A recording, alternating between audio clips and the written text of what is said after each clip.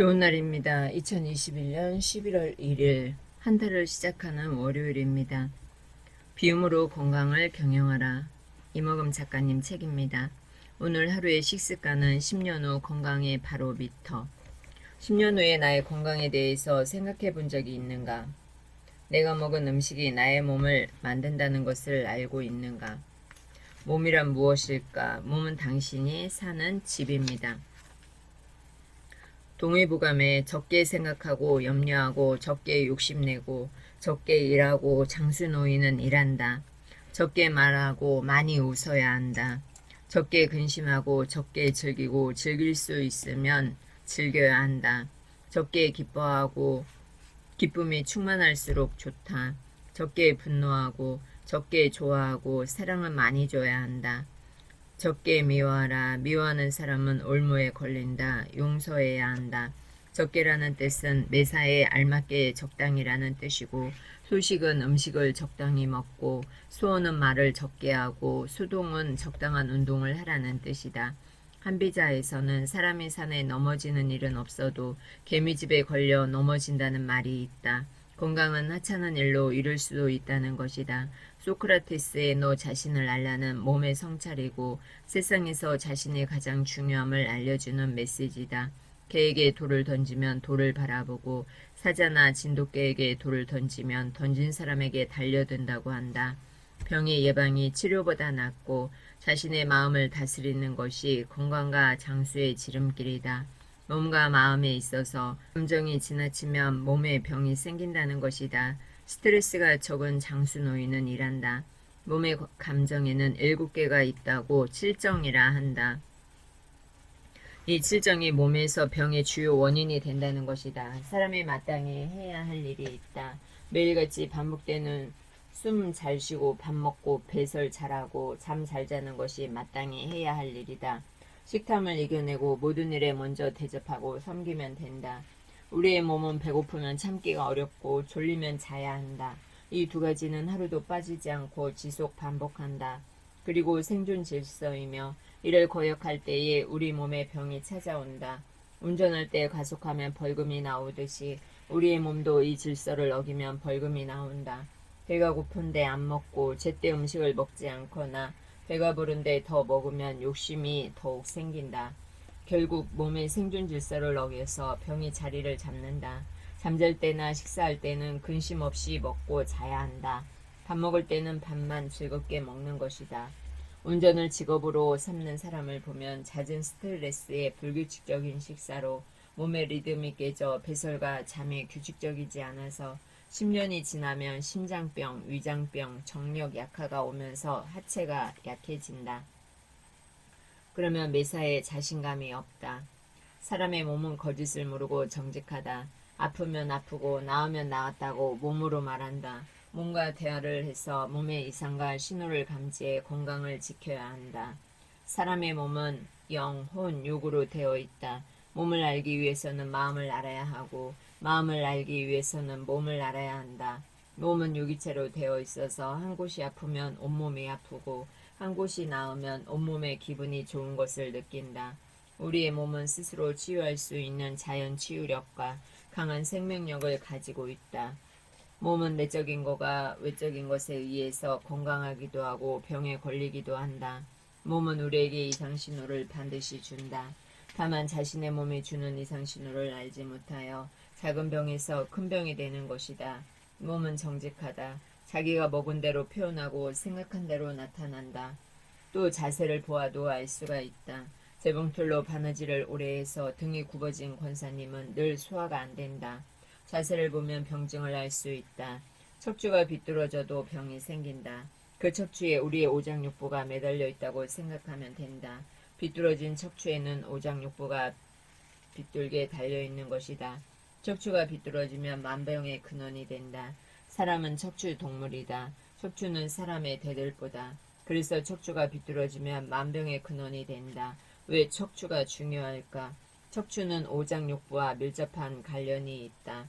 척추는 몸을 지탱하는 대들보도 되지만 뇌로부터 명령을 받아 자율신경계에 의해서 내장의 오장육부에 영향을 준다. 척추가 비뚤어지면 몸을 보호하기 위하여 나쁜 제스를 취한다. 척추를 바로잡아 주는 것이 생명을 지키는 것이다. 자세가 바르지 않은 상태에서 걷기를 2시간 해도 내 몸에는 아무 유익이 없다.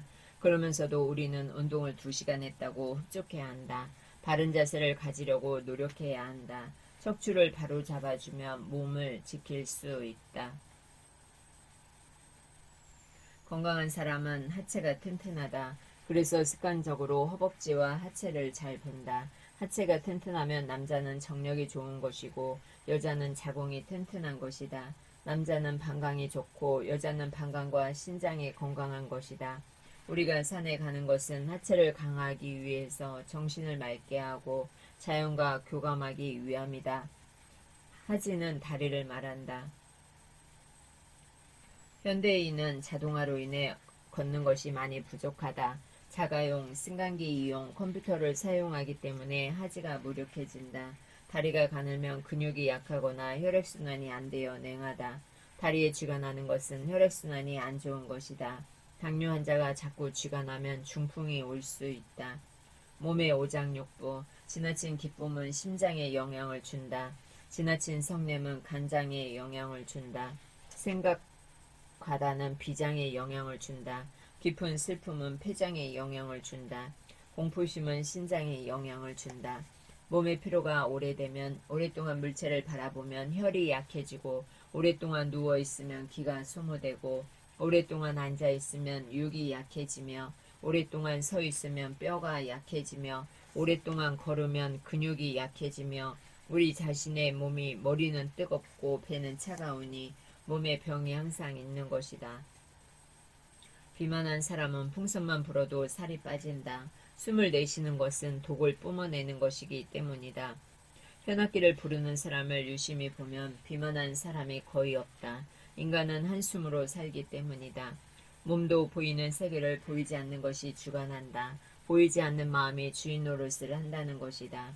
삶의 질이란 건강이 동반되지 않으면 좋은 삶이라고 삶의 질이 높다고 할 수 없다. 아무리 수십억의 재산과 자산이 있더라도 그렇다. 삶의 질이 좋은 것이 아니다. 몸은 사는 것이고 사는 것은 반드시 건강이 동반되어야 한다.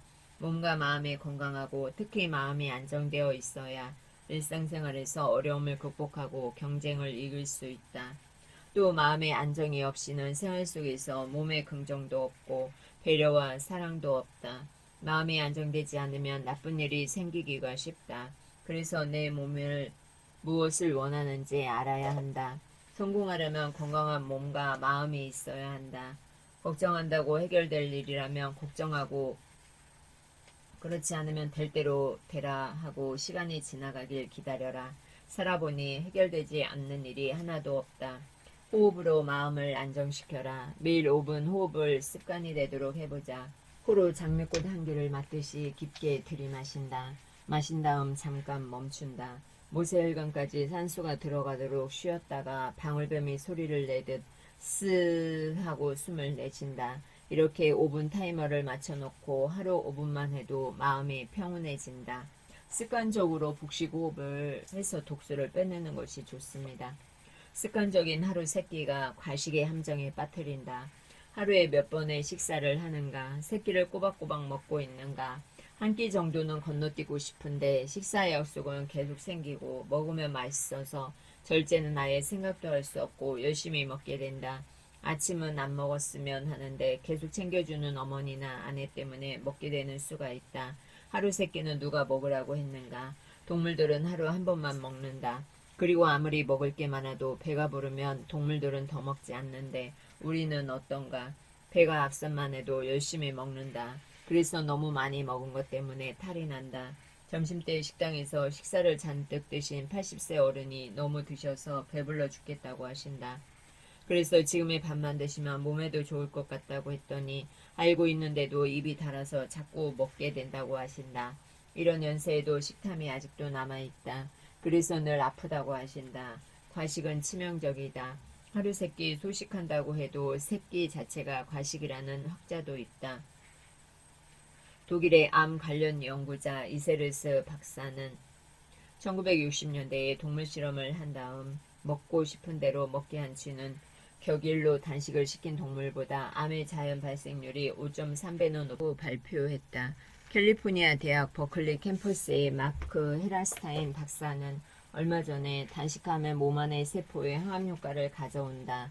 쥐를 하루꼴로 단식시켰더니 체세포 분열 속도가 확실히 떨어졌다. 세포 분열이 느려지면 암 발생 위험성을 줄일 수 있다는 사실을 증명했다.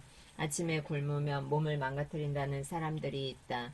또 아침은 꼭 먹어야 하지만 저녁은 안 먹어도 그만이다라는 사람도 있다. 주장들이 다 다르다. 저녁을 안 먹게 되면 저녁을 걸음으로써 위가 푹 쉴 수 있어 수면의 질이 향상된다는 것이다. 수면의 질은 하루 생활의 질을 좌우할 만큼 중요하다. 밤에는 낮에 열심히 움직인 몸을 쉬게 위해 회복하는 작업이 진행되므로 심신이 쾌적해진다. 다시 말하면 밤에는 내일 쓸 몸을 만드는 것이다. 어떤 게 유익할까? 저녁 늦게 음식을 먹으면 밤에는 좀 쉬어야 하는 장기들이 밤새 수고를 한다. 먹은 음식이 소화되고 흡수시키는데 몇 시간이 걸리기 때문이다. 그런데도 저녁 야식을 먹어야 하나? 사장학교 스승인 김승호 스노우폭스 회장님께서 절제의 성공학을 추천해 주셔서 읽었는데 참 귀한 가르침이 있었다. 기륭이 음식을 절제하는 데 달려있다고 하니 소중하면서도 무서운 것이 음식이다. 음식은 생명을 기르는 근본이며 평생의 기륭이 음식에서 비롯된다고 한다. 음식을 항상 절제하고 조심하라는 이유다. 분수에 맞지 않게 음식을 많이 먹으면 운명이 나쁜 길로 흘러간다고 한다. 언제나 소식하는 사람은 병으로 죽는 일이 거의 없다. 소식하면 무병하고 장수한다는 말이다. 죽을 때도 혈색과 맥이 좋은 경우가 많다고 한다. 소식하는 사람은 살아있는 동안에는 병에 걸리지 않고 병에 걸려도 먹지 못하는 일은 거의 없으며 쉽게 회복된다. 과식으로 병이 생기면 식사를 거의 하지 못한다. 과식하는 사람들의 수명은 참 정하기 힘든 것이다. 소식은 내 몸의 장기들을 보호해준다. 장기들이 기분 좋게 일할 만큼만 넣어주니까 내 몸 안에서 즐거운 소리가 난다. 몸속 일꾼들은 무리한 일을 하지 않아도 된다. 소식과 과식이 이렇게 차이가 난다. 소식할 건가 과식할 건가. 장수한 어느 노인에게 장수 비결이 무엇이냐고 묻자 나이가 들면서 식사량을 점점 줄이는 것이 건강하게 장수하는 비결이라고 했다. 동서고금을 막론하고 장수와 노화 방지 비결은 소식으로 통한다. 억지로 먹는 아침 식사는 건강을 해친다. 먹지 않은 때에는 위장에 혈액을 많이 공급할 필요가 없으므로 뇌나 순발의 근육을 비롯해 각종 기관에 혈액이 풍부하게 공급되므로 별로 모른다. 먹지 않을 때는 혈액이 풍부하게 공급돼서 뇌나 순발의 근육을 비롯해서 각종 기관에 혈액이 풍부하게 공급된대요. 그래서 모른대요. 하지만 음식을 과식하는 순간 혈액이 위장으로 몰리므로 뇌, 순발, 그 밖의 기관으로 가는 혈액이 부족해져 갑자기 더 피곤해진다. 즉 인간의 몸은 혈액순환이 원활하면 건강하고 질병에도 걸리지 않는다. 반대로 혈액이 부족하면 갑자기 더 피곤해진다. 그래서 식곤증이란 말이 나온다. 점심때 과식하고 나면 온몸이 나른해지고 그 피곤해지는 경우를 한 번씩은 경험했을 것이다. 잠이 오면 업무를 진행할 수가 없다. 지금은 조금만 방심하고 음식을 먹으면 지방으로 축적되도록 진화한 것 같다. 그래서 1kg은 금방 올라간다. 물만 먹어도 살이 찐다는 사람도 있다. 지방에는 피하지방과 내장지방이 있다. 여성은 피하지방, 남성은 내장지방형이다. 피하지방이란 손에 잡히는 지방으로 체내 열을 밖으로 내보내지 않고 일정하게 체온을 유지하게끔 하는 단열 효과를 낸다. 추울 때는 몸이 덜덜 떨리는데 이는 근육을 수축시킴으로써 근육 속에 글리코겐이라는 당분을 태워 열을 내리기 때문이다. 이런 지방들도 과하면 안 된다. 폭식은 폐가망신의 지름길이다라는 말을 들었을 때 충격적이었다. 그것은 많이 먹어서 중환병이 왔기 때문에 병이 오면 아무것도 할 수 없게 되니 폐가망신이란 것이다. 또 배가 불러도 억지로 먹고 닥치는 대로 아무거나 마구 먹는 사람은 스트레스를 받았을 때 생각 없이 막 먹는 것이다. 절제가 되지 않는 채 마구 먹으면 정신도 흐려지니 만사가 쉽게 풀리지 않는다. 폭식을 자주 하면 평생 안정되지 못하고 유랑하는 신세가 된다. 식사량이 규칙적이고 일정하면 마음이 안정되고 모든 일을 이성적으로 처리하기 때문에 순조롭게 풀리기도 한다. 아무리 재산이 많아도 폭식을 자주 하는 사람은 건강이 무너지면 모든 것을 다 잃게 된다. 자신이 성공할 것인가를 알고 싶다면 먼저 식사를 절제하고 이를 매일 엄격히 실행해 보면 된다. 이것이 쉽다면 반드시 성공할 것이고 그렇지 않다면 평생 성공할 수 없다고 생각하면 된다. 식사를 절제할 수 있는 사람은 모든 것을 절제할 수 있다.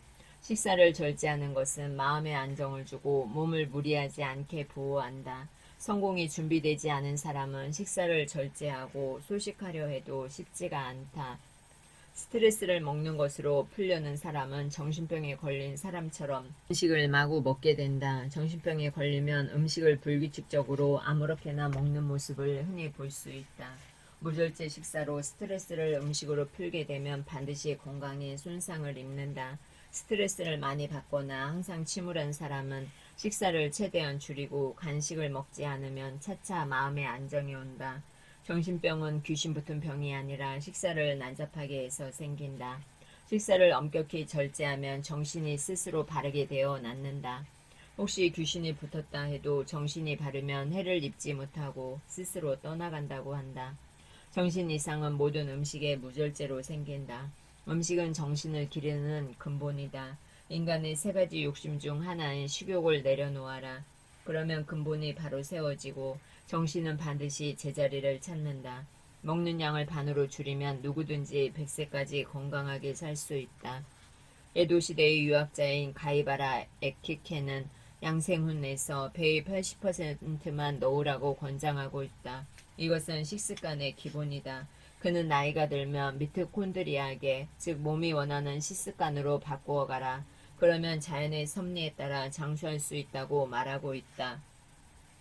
에키켄의 양생훈의 세계를 더욱 진전시키는 것은 에도 시대의 관상가야미 진호 남보쿠다. 그는 젊었을 때는 매우 거친 성격이었다. 술과 도박, 싸움으로 세월을 보내며 에너지를 남용하는 생활을 했다고 전해진다. 난잡한 생활의 연속이었다. 그러던 어느 날 관상을 보는 노승이 미즈노 남보쿠에게 당신은 죽음이 임박한 얼굴을 하고 있다. 이대로는 1년 이내에 죽을 것이다 라고 경고했다. 미즈노 남보쿠는 이를 계기로 결심을 굳히고 보리와 콩 외에는 일절 먹지 않는 생활을 1년간 계속했다.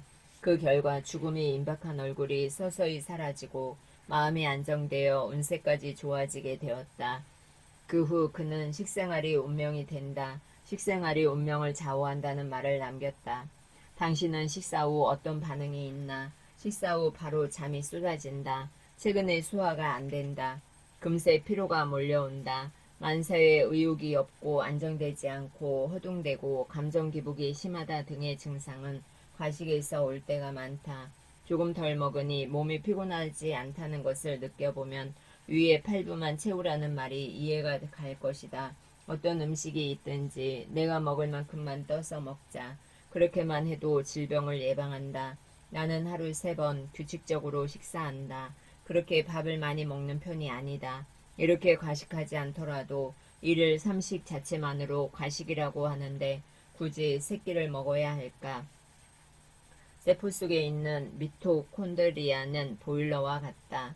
세포 속 미토콘드리아가 세계가 활발하게 되면 우리 몸도 활발하게 된다. 세포 내 미토콘드리아가 늙으면 세포에 필요한 에너지가 줄고 활성산소가 증가한다. 여유 있는 호흡으로 산소를 흡수하므로 식사로 영양을 공급할 필요가 줄어들기에 몸 상태도 좋아져 병에 걸리는 일도 없게 된다. 몸 상태가 바뀌면 기분도 밝아지고 운도 트이게 된다. 식습관 하나로 인생이 바뀐다는 의미를 알 수 있다. 성장기 어린이는 아침, 점심, 저녁에 3끼도 모자라 간식까지 필요하다. 에너지가 최고로 사용될 시기라서 그렇다. 일단 많이 먹지 않으면 건강을 유지할 수 없다. 성인의 수준으로 보면 과식이라고 할 수 있는 양이지만 그 정도로 비만이 되는 일은 거의 없다. 이 시기에 밖에서 뛰어놀면서 에너지를 발산하지 않고 만화책을 읽거나 게임만 하고 있으면 섭취 에너지가 과잉되어 비만이 되기도 한다. 그러나 어린이가 어린이답게 자연스럽게 살아가는 한 섭취한 음식물은 에너지로 변환되어 과식 문제는 일어나지 않는다. 이러한 어린 시절에서 20대, 30대로 나이가 들면서 순발력이 후퇴하므로 간식이 필요 없어진다. 과식하면 소화가 안 되고 과격한 운동을 하지 않는 한 비만이나 병의 원인이 된다. 그리고 중년기를 지나 노인의 세계에 점차 가까워지면 적게 먹을 뿐만 아니라 기름기 있는 것은 별로 먹지 않게 된다. 고기보다는 생선이나 콩이 먹고 싶어지는 것은 그 때문이다. 더 나이가 들면 그러한 욕구도 차츰 후퇴하여 완전히 소식의 세계로 들어간다. 간식뿐만 아니라 아침, 점심, 저녁의 세 끼도 필요 없을 정도다. 인생의 고비마다 식습관도 달라진다. 어른은 하루 세 끼보다 소식을 실천하면 좋지만 어린이는 아침밥을 든든히 먹고 학교에 가면 하루를 건강하게 보내게 된다.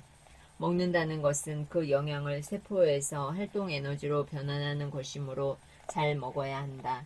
식사할 때 빈 접시에다가 먹을 만큼 덜어놓고 식사를 해보자.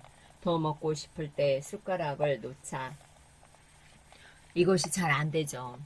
건강을 사기 위한 계산기는 마음껏 두들기자. 당신 건강에 들인 돈은 계산기로 두드리지 말라는 이야기를 들은 적이 있는가? 이건희 회장이 한 말이다. 집도 오래 사용하면 여기저기 고칠 때가 많이 생긴다. 벽지는 누렇게 색깔이 지저분하게 탈색되고 싱크대 문짝은 덜컹거린다. 화장실은 물이 잘 내려가지 않아 악취가 나기도 한다. 자동차도 마찬가지다. 오래 탈수록 부품을 교환해야 하는 것이 자꾸 나온다. 소모품비가 너무 많이 들면 새 차로 교환을 해버린다. 우리 남편은 주택을 임대하고 나서 세입자에게 전화가 오면 가슴이 덜컹거린다고 한다. 왜 또 뭐가 고장인가, 뭐가 탈이 났을까 하고 마음이 편치 않은 채 전화를 받는다. 임대를 그만 놓고 싶다고 한다. 그래도 세입자에게 전화가 오면 얼른 가서 고쳐줘야만 한다. 우리의 몸도 마찬가지다. 나이가 들수록 이곳저곳에서 신호를 준다. 자다가 다리에 쥐가 나기도 하고 감기는 한번 걸렸다 하면 한 달 이상 가기도 한다. 피부는 수분이 없어서 까칠하다. 음식을 이것저것 마구 먹었더니 소화는 안 되고 살만 쪄서 옷 크기는 계속 늘어난다. 잠도 안 오고 밥맛이 없을 때도 있다. 몸이 젖을 체력이 되니 아무것도 자신감이 없어진다. 우울하니 사람들도 만나기 싫다. 병원에 약 타러 가는 게 하루 중에서 가장 많이 시간이 쓰이기도 한다. 식탁 위에는 약봉지가 수북하다. 이럴 때쯤 TV 속에서 선전하는 광고를 보게 된다. 야, 저건 내게 꼭 필요한 것 같다. 그래서 운동기구, 식품들을 마구 사버린다. 그러나 막상 구매하고 보면 몇 번 사용하지 않고 처박아 둔다. 자기 관리가 되지 않기 때문에 어떤 것이든 실패다. 실패를 줄이려면 전문가에게 맡겨보는 것도 권한다. 내 관리가 안 되고 운동이 안 될 때 PT를 받듯이 때론 전문가에게 맡기는 게 돈으로 시간을 사는 것이다. 그분이 믿을 수 있는 사람인지 확인하는 것은 필수다. 돈의 속성의 저자 김승호 회장은 사업이 망하거나 힘들 때 남자들은 갓발을 키우라고 했다. 일이 없을 때 몸을 튼튼하게 하라는 것이다. 이 말은 건강을 세워놓으면 무슨 일이든 할 수 있다는 말일 것이다. 몸이 바로 서면 건설 현장의 노동도 두렵지가 않을 것이다. 계단 청소도 두렵지 않다. 집이 허물어지면 우리는 집 전체를 수리할 때도 있고 부분적으로 고칠 때도 있다. 이럴 때 내가 못하기 때문에 집수리 전문가에게 맡긴다. 집을 다시 고쳐 쓰듯이 몸을 다시 정비해서 쓰라는 말이다. 그러면 한동안 깨끗한 집에서 산다. 내가 직접 하면 시간을 써야 하고 내가 할 줄 모르면 고치는 시간이 오래 걸린다. 돈을 주더라도 전문가에게 맡기면 그만큼 신속하고 제대로 고치게 된다. 노화를 좀 천천히 오게 하고 병원에 우수 고객이 되지 않으려면 돈을 쓰고 시간을 써라. PT 전문가, 체형 전문가, 다이어트 전문가, 심리 전문가, 해독 전문가, 식이요법 전문가, 대체의학 전문가, 요가 전문가들을 찾아서 내 몸을 건강하고 아름답게 만들어 달라고 해야 한다. 건강하고 균형 잡힌 몸을 만들기 위해 투자해야 한다. 몸이 경쟁력이고 에너지고 체력이다. 시간도 투자하고 돈도 들여야 한다. 아까우면 건강한 몸을 만들 수 없다. 이것은 자기 스스로 안 되는 분들에게 말해주고 싶다. 근육도 하루아침에 만들어지지 않듯이 하루하루 연습해서 쌓이면 노력한 만큼의 결과가 나온다. 오프라 윈프리는 전 세계 사람들에게 희망을 주는 전문가다. 그녀도 돈으로 몸을 쌌다. 헬스장에 가서 운동 코치에게 돈을 내고 몸을 맡기고 열심히 자기 관리를 했기에 건강하고 변화된 모습으로 쇼를 자신감으로 진행했다. 진행할 때 전 세계의 사람들은 그녀에게 박수를 보낸다. 그리고 그녀가 말하는 것을 신뢰하게 된다. 그녀의 역경을 딛고 일어난 얘기들은 또 다른 사람을 일으킨다. 마라톤을 완주한 선수처럼 공개홀에 있던 관중들은 기립박수도 보낸다. 돈으로 몸을 사라고 윈프리는 말한다. 시간을 투자한 오프라 윈프리의 성공 비결 7가지를 소개한다. 첫째, 남에게 호감을 얻으려고 애쓸 필요가 없다. 둘째, 외적인 것보다 내적인 아름다움을 쌓아야 한다. 셋째, 일과 삶이 최대한 조화를 이루도록 신경 써야 한다. 넷째, 주변에 험담하는 사람이 있다면 멀리해야 한다. 다섯째, 사람을 대할 때 온전히 진실해야 한다. 여섯째, 중독되는 것은 과감히 끊을 용기가 필요하다. 일곱째, 시작도 해보기 전에 쉽게 포기해서는 안 된다. 여기에서 시간을 투자해서 가져올 수 있는 것이 있다면 가져오면 된다. 이제 우리는 고령화 시대에 접어들었다. 돈을 쓰든지 시간을 투자하든지 건강을 지키지 않으면 불행하게 된다. 어느새 물도 사먹는 시대다. 내 몸에 필요한 신선한 음식도 비용이 들더라도 사와서 먹어라. 특히 엄마들은 건강하고 행복하게 사는 모습을 보여주는 것이 최선의 교육인 것을 알아야 한다. 내가 건강해야 내 주변에 사람들이 있다. 병 앞에 효자 없다는 소리가 그냥 나왔겠는가. 자녀들에게 신세를 끼치지 않기 위해 가족에게 부담을 주는 일을 하지 말자. 모든 돈이 내 몸에서 나온다. 건강하면 무슨 일이든 겁없이 할 수 있고 건강하면 될 때까지 고시 공부도 할 수 있다. 건강하면 공사장 현장에서 일해도 끄떡없다. 체력이 강해지면 정신적인 스트레스를 극복하기가 훨씬 수월하다. 건강하면 출장을 갔다 와도 다음 업무 보는데 전혀 지장이 없다. 건강하면 가족들이 걱정을 안 하게 된다. 건강하면 무슨 일을 하든지 나이가 들어도 할 수 있다. 건강하면 병원에 내는 돈이 없어진다. 그것도 돈을 버는 것이다.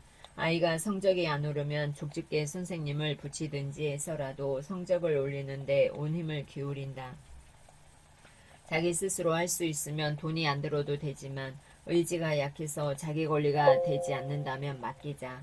전문가에게 돈이 들더라도 투자를 하자. 돈으로 건강을 사는 세상이다. 그렇게 하지 않으려면 노력해라. 예뻐지겠다고 성형하는데 돈을 아끼지 않는다. 집에 물이 새면 기술자 불러서 물이 새지 않게 한다. 내 몸 안에 쓰레기더미 치우는 데에 돈과 시간을 투자하자. 내 몸 안에 쓰레기더미 치우는 데에 돈과 시간을 투자하자. 돈으로라도 건강을 사자. 전문가에게 몸을 맡겨라. 식사 전 채소와 과일을 먼저 먹는 습관이 수명을 연장한다. 병에 걸려있는 사람은 10중 8구 장에 문제가 있다. 당신은 하루의 변을 일정한 시간에 보는가? 고기를 먹고 난 뒤 소화가 되지 않아서 속이 불쾌하고 방귀 냄새가 독하게 나는 것을 경험한 적이 있는가? 있죠. 독한 방귀는 옆에 있는 사람들에게 독가스와 같다. 더러운 장이 질병을 만드는 시작점이라는 말을 한다. 장은 왜 더러워질까? 내가 먹은 음식이 장에 오래 머물기 때문이다. 미국 의학회의 특별공헌상 수상자 톰 스피스 박사는 사람의 몸에서 소비되는 화학물질은 모두 숨쉬는 공기와 물을 제외하고 음식으로 섭취한다고 말했다.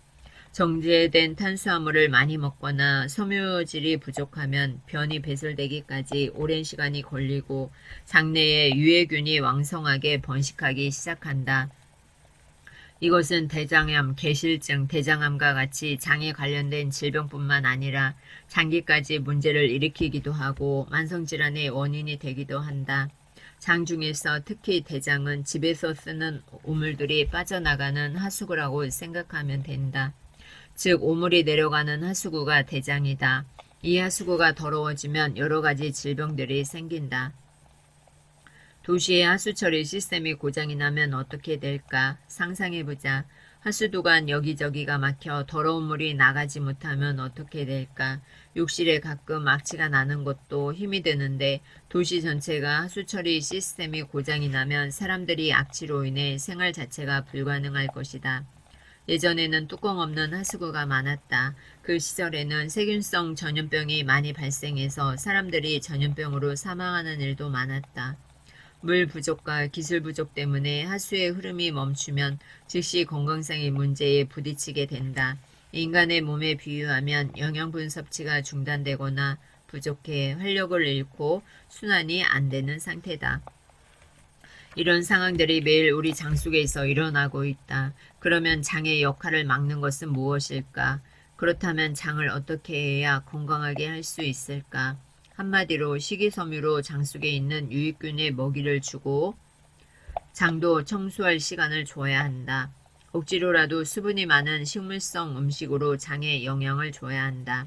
자연적인 음식 생활을 벗어나 인공적인 생활에 빠지면 빠질수록 병에 걸리는 빈도가 늘고 심각함이 더하게 된다. 인스턴트 음식을 많이 먹는 것은 자연을 무시하는 것과 같다. 최근의 먹거리 사정은 현대인의 몸을 불안정하게 만드는 가장 큰 요인이다. 요즘의 음식물은 속성 재배 기술로 생산이 늘고 비닐하우스에서 특정의 기후 풍토에 맞춰 수확, 운반, 가공 처리가 기술적으로 이루어지며 과도한 농약으로 인해 간접적으로 자연을 거스른 음식들이 우리 몸에 많이 침투해 들어온다. 또 식품 가공업체들의 전략으로 이익이 많이 발생하는 마케팅으로 우리는 따라가게 된다. 또 저장 수명이 늘어나므로 제철, 과일, 채소가 아닌 것도 마음 놓고 무엇이든 먹을 수 있는 시대가 왔다. 식사 재료가 부실한 만큼 몸은 충분한 영양을 얻을 수 없다. 과학적인 방법이나 영양이 없는 토양에서 자란 음식 재료에는 인간의 건강에 필요한 비타민, 미네랄, 효소 등이 충분히 들어있지 않다. 그래서 먹어도 돌아서면 허기가 질 때가 많다. 몸은 필요한 영양소를 찾기 위해 계속 음식 섭취를 요구한다. 그래서 현대인은 영양의 균형이 깨어진 채로 지나게 된다. 현실이 이러다 보니 잘 먹는데도 얼굴이 까칠하다. 많이 먹는데도 기운이 없고 에너지가 없다. 이 말은 덩치는 커도 영양실조가 생겼다는 것이다. 영양소가 부족하게 되면 몸 안에서는 장들의 아우성이 일어난다. 인체에 꼭 필요한 영양소 부족은 체내에서 일어나는 여러 가지 화학작용을 망가뜨리고 질병, 신체 부조와 정신적 불안의 원인이 된다. 인스턴트 먹거리에는 수분이 매우 부족해서 거칠하고 화학적인 식품 첨가물로 얼룩거리고 끈적끈적해지는 것이 많다. 그러므로 장속을 부드럽게 통과하지 못하고 아규처럼 장벽에 달라붙어 몸 밖으로 빠져나가지 못하게 된다. 이런 음식들은 내장 속의 유해균의 증식을 극대화하고 장내 환경을 최악으로 만든다. 그래도 이 맛있는 음식들을 쉽게 못 내려놓는다. 엄마들은 아이들이 좋아한다고 햄, 소시지, 탄수화물 범벅인 음료 등을 부지런히 먹이다 보니 입맛이 성인이 되어도 바뀌지 않는다. 아이들이 잘 먹고 좋아하니까 시장을 볼 때 아예 그렇게 사버린다. 그래서 이제 성인들만 걸렸던 당뇨가 소아에게도 있다. 옛날에는 상상할 수 없는 일이다. 아토피나 알레르기, 천식 같은 자가 중독 질환도 요즘 많이 생기고 있다. 자가 중독 증상을 일으키는 또 다른 원인은 먹는 음식도 원인이지만 현대인의 마음을 짓누르는 스트레스와 긴장이다. 몸이 스트레스를 받고 있을 때는 영양소가 과도하게 소비된다. 그 스트레스에 의해 낭비된 영양을 보충하기 위해 다시 부족해진 영양을 필요로 찾게 된다. 그런데 먹은 음식이 영양 흡수가 되지 않은 상태다. 흡수가 되지 않은 몸은 항상 이래서는 부족하다. 좀 더 채워달라고 계속 음식을 찾게 된다. 그러면 또 급하게 먹는 꼴이 된다. 몸이 요구하는 영양분을 얻지 못하는 악순환이 생기게 되니까 인체도 연약해지기 시작하고 이런 상황이 더 스트레스를 만들어내어 신체의 체력을 빼앗아간다. 피로감, 불안감, 신경과민, 얼굴의 트러블, 조급함, 집중력 및 지구력의 부족, 잔병 치레와 같은 증상은 모두 자가 중독의 산물이다. 이러한 것도 다 오염된 장에서 시작된다. 이렇게 장이 오염되면 다시 몸에 하수도가 막히기 시작한다. 장관 속에 끈적하게 달라붙은 접착제 같은 물질 때문이다. 인체 시스템 전체의 흐름이 정체되어 배설물이 평상시보다 오래 머물게 된다. 배설물을 보내는 통로에 배설물이 부착되어 통로가 좁아지면 같은 양의 물질을 움직이기 위해 전보다 더 세게 밀어야 한다. 장이 연동운동을 해서 배설물을 밀어내야 하는데 할 수가 없다. 겉보기에는 건강하게 보이지만 내장 지방에 가득 쌓인 가짜 몸이 참 많다. 장을 계속 움직이려면 더욱 많은 에너지가 필요한데 기름으로 둘러싸인 장들은 움직이기 어렵다. 장기들은 큰 부담이 가고 고장날 조건이 높아진다. 여차하면 몸에 문제가 생기게 된다. 전력과 석유 등의 에너지 공급이 단절되면 컴퓨터는 정지되고 교통, 통신에 장애가 생기거나 사회의 시스템 전체가 정지되어 버리는 것처럼 이런 일들이 자주 일어나게 된다. 계속 이렇다면 여기에서는 살 수가 없다. 다른 도시로 이사하든지 할 것이다. 온 세상에 소통되지 않는 것처럼 내 몸 안에서 이런 일들이 계속 발생한다. 체내 노폐물의 양을 최소한으로 억제하고 몸의 성장과 회복을 위해 신선한 양질의 영양을 공급하면 노화도 죽음도 뒤로 미룰 수 있다. 지속적인 건강을 얻으려고 한다면 장을 청결하게 하는 것이 중요하다. 인간은 자연 치유력이라는 최고의 능력을 태어날 때부터 갖고 태어난다. 이 능력은 어떤 약도 상대가 안 될 정도로 위대하다.